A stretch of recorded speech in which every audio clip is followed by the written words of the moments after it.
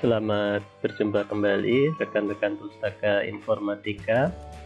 Pada video tutorial kali ini kita akan bersama-sama melanjutkan kembali seri perkuliahan kita, yaitu untuk mata kuliah algoritma dan pemrograman.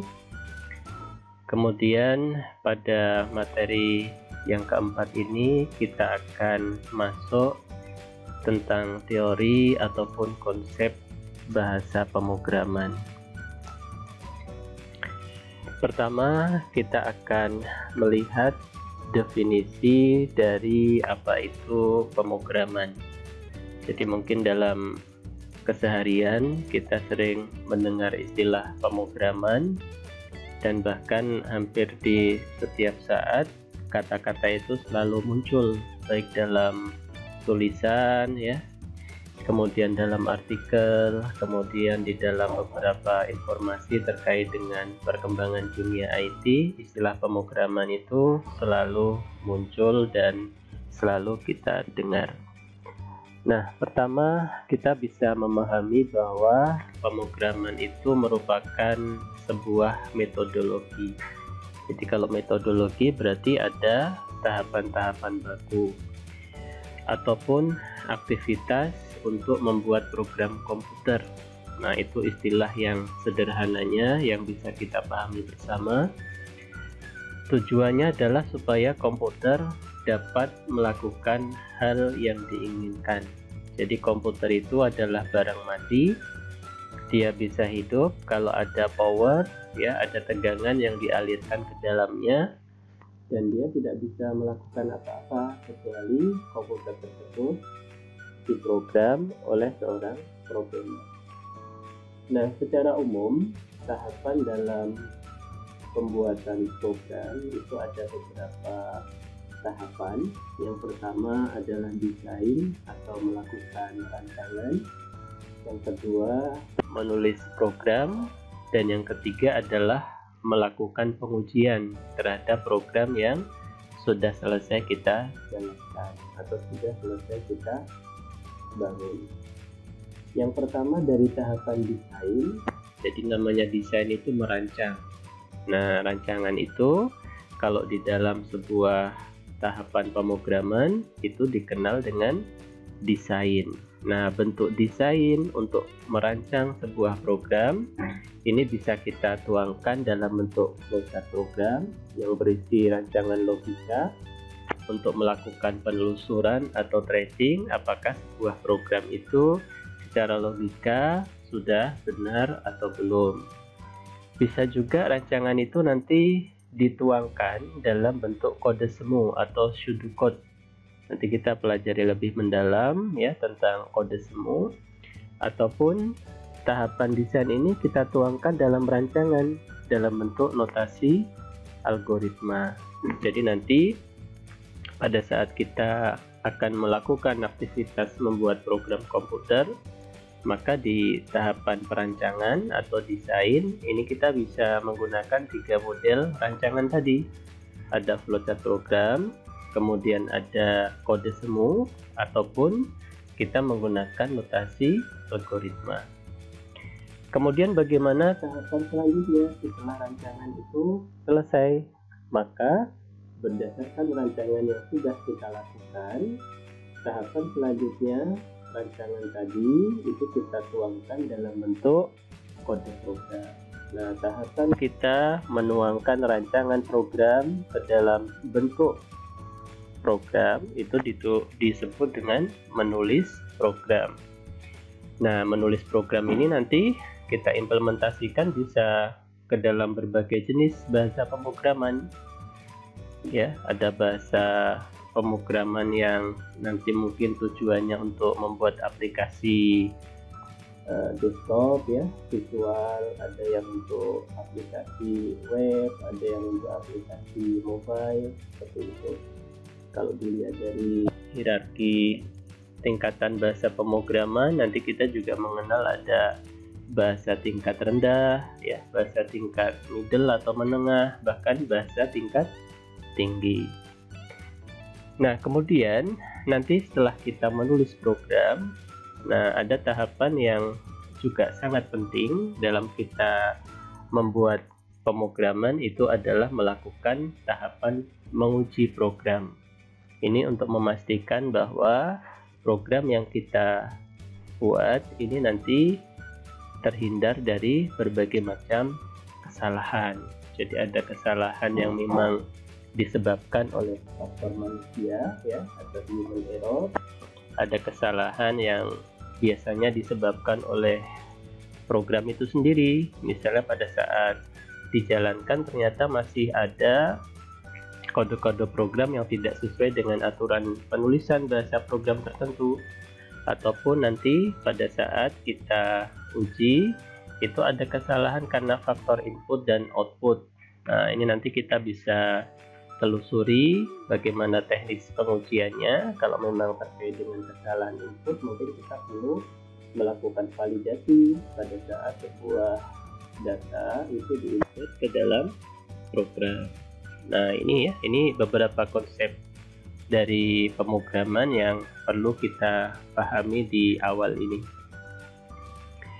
Kemudian dalam kita menuliskan bahasa program, ini kita mengenal ada yang namanya paradigma. Jadi paradigma ini sebagai bagian dari metodologi pemrograman tadi, ada tahapan-tahapan bagaimana kita membangun program. Nah, ini kita mengenal paradigma pemrograman. Jadi pemrograman ini merupakan proses kreatif. Jadi namanya kreativitas itu mengacu pada masing-masing individu, masing-masing orang ya, masing-masing personal. Jadi ini melekat kepada seseorang bagaimana dia menyelesaikan kasus-kasus tertentu sesuai dengan daya imajinasi yang dimilikinya. Jadi bisa jadi sebuah pekerjaan yang sama itu nanti ketika dikerjakan oleh orang yang berbeda, caranya atau how to-nya itu berbeda, tapi hasil akhirnya itu akan sama, karena tujuan pemrograman itu adalah supaya tadi komputer bisa melakukan atau mengerjakan tugas-tugas tertentu.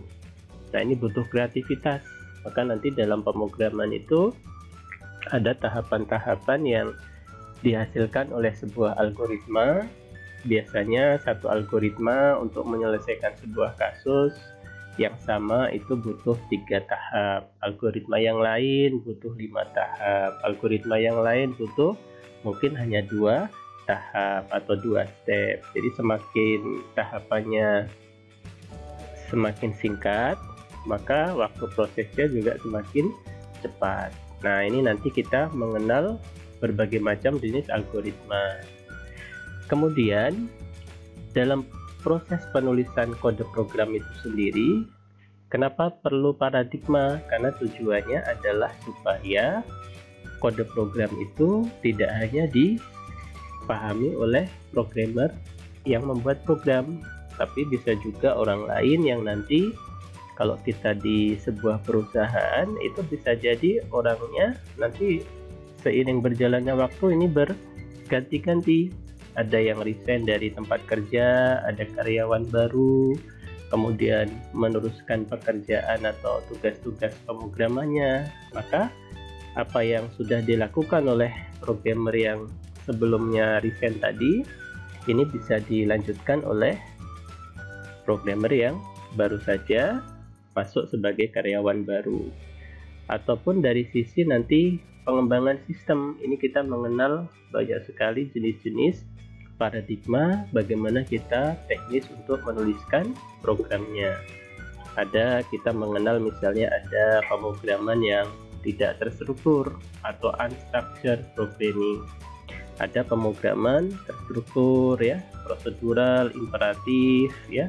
Ada lagi juga pemrograman berorientasi objek, dan masih banyak lagi jenis-jenis paradigma dalam kita menuliskan kode program. Nah, kalau yang pemrograman tidak terstruktur, ini masih di fase-fase awal kita membuat program. Itu tidak terstruktur itu artinya pertama kita lihat dari teknis penulisan programnya. Jadi biasanya program itu disimpan dalam satu buah file untuk satu tugas tertentu. Jadi kalau tahun 90-an itu saya masih menjumpai ada satu toko rental CD. Jadi kalau di Bapak zaman kuliah dulu di Jogja itu marak ada rental komik ya, tahun 90-an sampai awal tahun 2000 itu masih rame ya. Ya, di situ ada juga rental VCD, itu rame. Nah, itu Bapak sempat melihat di komputer kasirnya itu masih menggunakan program Underdos. Jadi belum berbasis grafis seperti yang sekarang kita jumpai. Itu masih berbasis Underdos. Jadi filenya itu disimpan, datanya tidak di database, tapi ke dalam sebuah file .db, .txt ya, yang disimpannya itu tidak menggunakan konsep berelasi, tapi dia satu file saja disimpan di situ.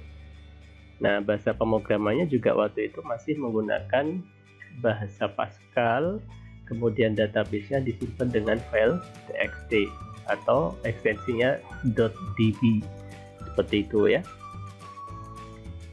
Kemudian kita mengenal juga ada pemrograman prosedural. Nah, jadi konsep pemrograman itu nanti kita melihat di bagian atas ini ada algoritma plus struktur data, ini sama dengan program. Jadi program itu nanti ya isinya apa yang sudah kita rancang di dalam algoritma tadi, kemudian data apa yang kita olah, kemudian representasi datanya seperti apa bentuknya. Nah, itulah sebuah program. Karena program itu kalau kita menengok kembali konsep yang ada di dalam komputasi itu ada input, ada proses, ada output. Nah, fungsi input dan output itu adalah untuk mengolah data, kemudian bagian prosesnya inilah yang nanti lebih banyak tahapan-tahapan di dalam kita mengembangkan algoritmanya. Jadi program itu dalam pendekatan bahasa pemrograman itu adalah berisi algoritma dan struktur data. Nah, kita bisa lihat konsepnya bahwa pemrograman prosedural itu adalah model pengembangan aplikasi yang positioningnya atau kondisi dari mesinnya itu berada di dalam satu komputer. Jadi satu komputer itu nanti berisi aplikasi atau program, juga berisi data, seperti itu. Nah, biasa dikenal di sini dengan pengaksesan secara langsung, karena satu mesin itulah, disitulah kita mengolah data, disitulah kita menginput data, disitulah kita melakukan output data. Jadi di dalam satu mesin atau dalam satu komputer. Dan pemrosesan aksesnya ini secara langsung. Jadi kalau kita lihat gambar di sebelah kanan, di situ ada program ya. Kemudian dalam program itu terdiri dari beberapa subrutin. Subrutin itu artinya program yang besar itu kita pecah-pecah menjadi program yang kecil yang nanti bisa kita perintahkan untuk mengakses data secara direct, dan datanya pun bisa bermacam-macam seperti itu.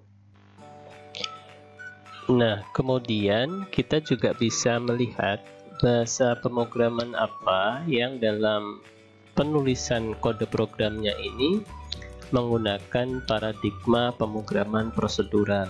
Nah, zaman dulu itu kita mengenal istilah bahasa pemrograman Fortran, ada COBOL, ada C atau C++ ya, ada Pascal dan Basic. Nah, ini bahasa program yang kita sebutkan barusan itu termasuk dalam kategori pemrograman prosedural, dan sebagian ya memang pada zaman itu masih dikelompokkan atau dalam pemrosesannya berbasis Underdos karena dijalankan di sistem operasi DOS ya. Mungkin kalau yang mahasiswa zaman milenial atau generasi X atau generasi Z ini yang terakhir ini sudah tidak mengenal bahasa program ini ya. Ini dulu sebelum munculnya sistem operasi Windows, memang bahasa-bahasa program inilah yang familiar di bidang pemrograman. Kemudian muncul lagi sebagai pengembangan berikutnya, itu ada pemrograman terstruktur. Jadi pemrograman terstruktur ini hampir tidak jauh berbeda dengan bahasa pemrograman prosedural, tetapi dari sisi kompleksitasnya ini bisa kita rancang sedemikian rupa sehingga kalau di dalam pemrograman terstruktur itu nanti subroutine-nya tadi itu bisa kita kemas dalam bentuk beberapa modul. Jadi modul-modul ini bisa berada di dalam satu file sendiri ataupun terpisah di beberapa file yang berbeda seperti itu. Jadi kita bisa lihat gambar di sebelah kanan. Di situ ada sebuah aplikasi yang terdiri dari modul-modul ya. Kemudian ada segmen berisi data. Kemudian di dalam bagian modul-modul ini kita menjumpai ada blok-blok function yang berupa kotak-kotak. Nah, itu adalah bagaimana kita menyusun proses-proses di dalam algoritmiknya itu menjadi sebuah blok program yang dikenal dengan function. Nah, kemudian kita mengemas program yang besar tadi ya menjadi beberapa blok program yang digambarkan sebagai modul. Ini tujuannya adalah supaya bisa di reusable atau digunakan kembali. Jadi kita mengenal sampai sekarang itu ada istilah DLL, Dynamic Link Library. Jadi bagaimana program-program yang kita kemas tadi itu kita simpan dalam sebuah DLL ya. Kemudian misalnya untuk proses login dan logout kita simpan dalam satu buah DLL. Kemudian untuk enkripsi data kita simpan dalam sebuah DLL. Kemudian untuk proses akses database misalnya kita simpan ke dalam sebuah DLL. Nah, tujuannya tadi untuk mengurangi kompleksitas yang ada di dalam bahasa pemrograman prosedural. Kemudian kita bisa melihat kembali ada pengembangan berikutnya, itu adalah paradigma pemrograman klien dan server. Nah, kalau di fase ini kita mengenal bahwa ada dua istilah, ada klien, ada server. Nah, di dalam konsep jaringan juga kita di jaringan komputer itu ada satu node ya, ada satu site atau satu titik yang berperan sebagai klien, ada yang satu lagi berperan sebagai server.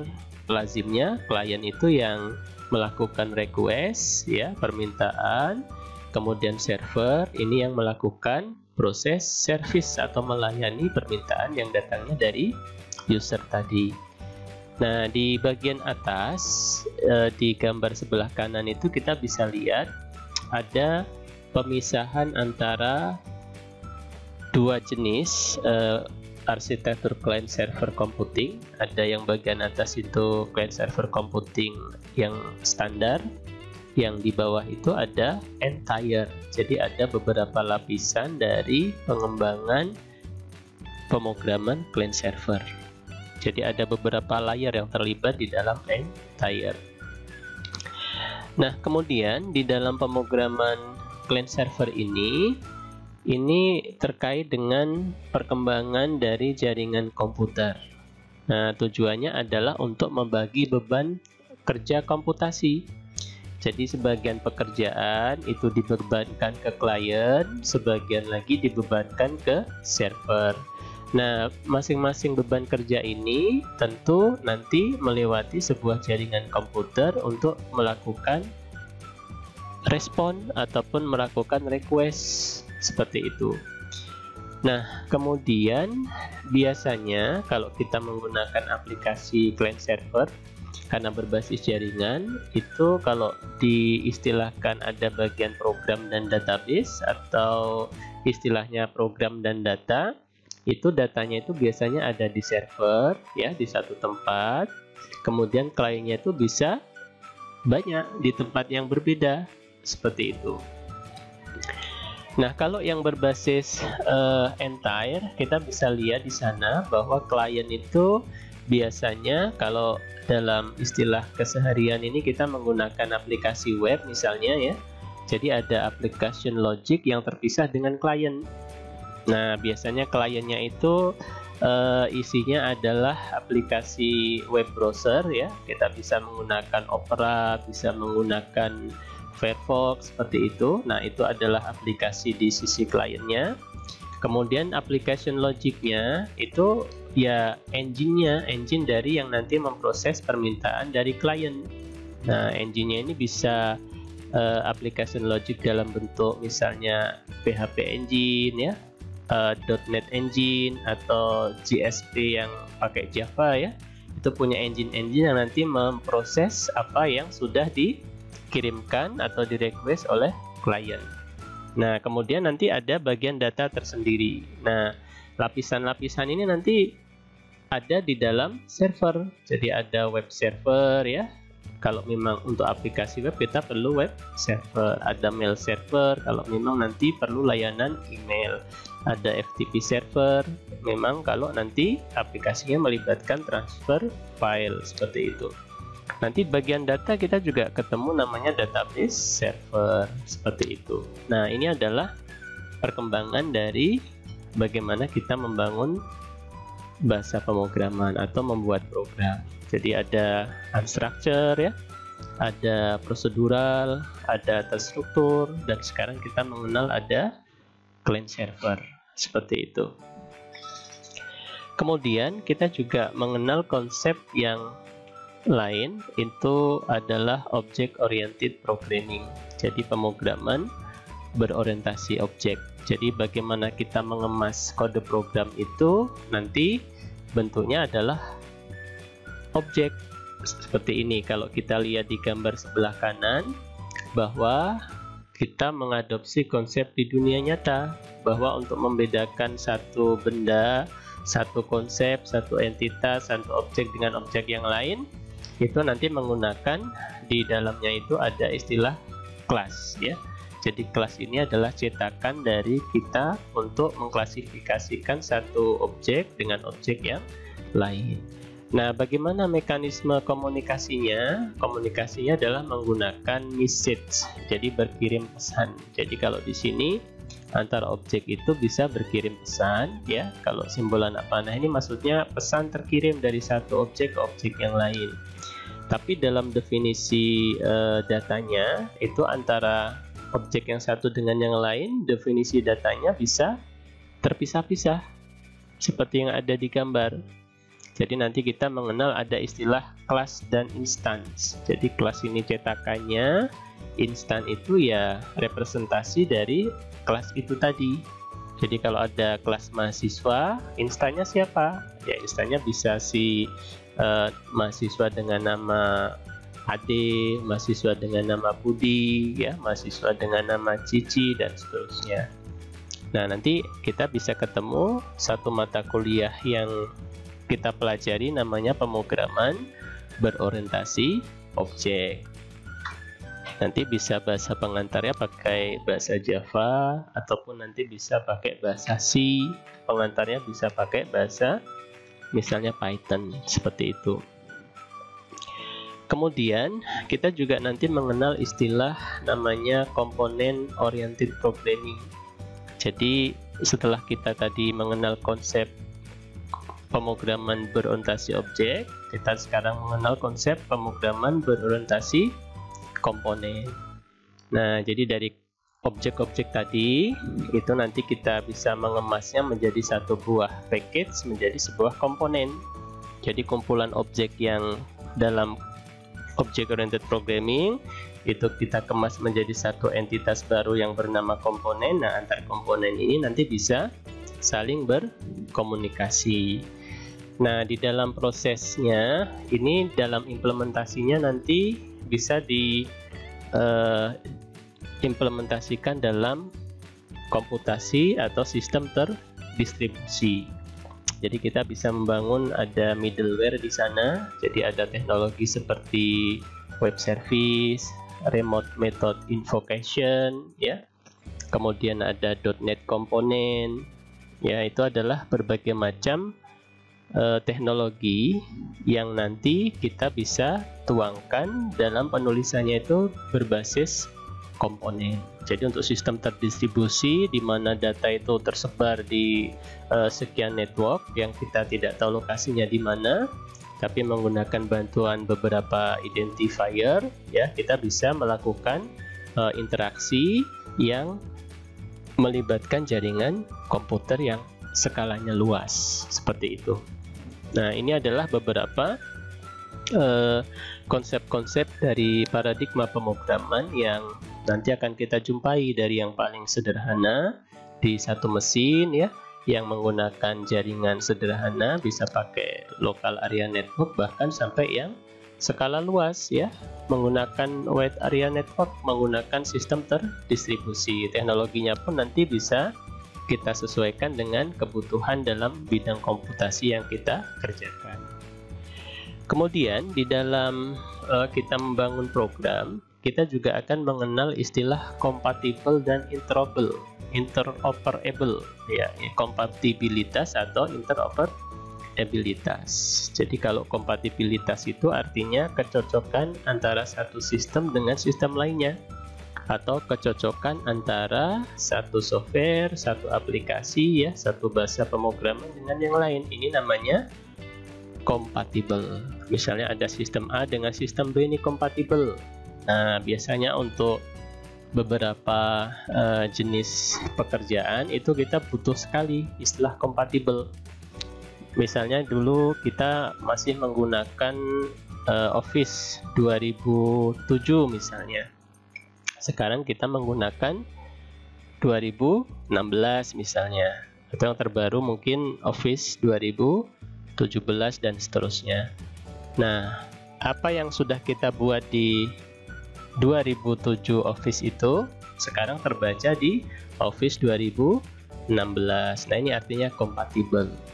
Jadi masih bisa menyesuaikan satu aplikasi dengan aplikasi yang lain. Nah, bagaimana dengan konsep interoperabilitas? Maka di sini kita bisa melihat bahwa interoperabilitas ini akan sangat membantu untuk sistem yang berbeda-beda. Misalnya sistem A, B, C, D. Nah, seperti itu ya. Jadi antar sistem ini nanti bisa berkomunikasi.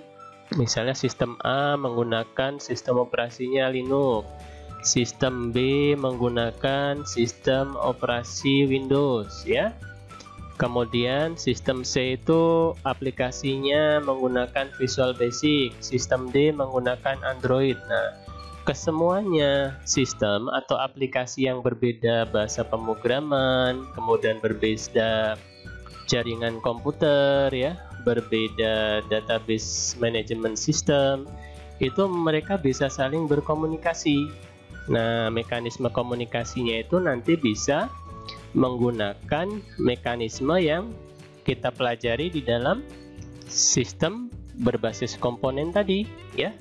Tadi kan ada paradigma pemrograman berbasis komponen. Nah, di sana nanti kita akan bisa menggunakan atau mengimplementasikan dari konsep interoperability.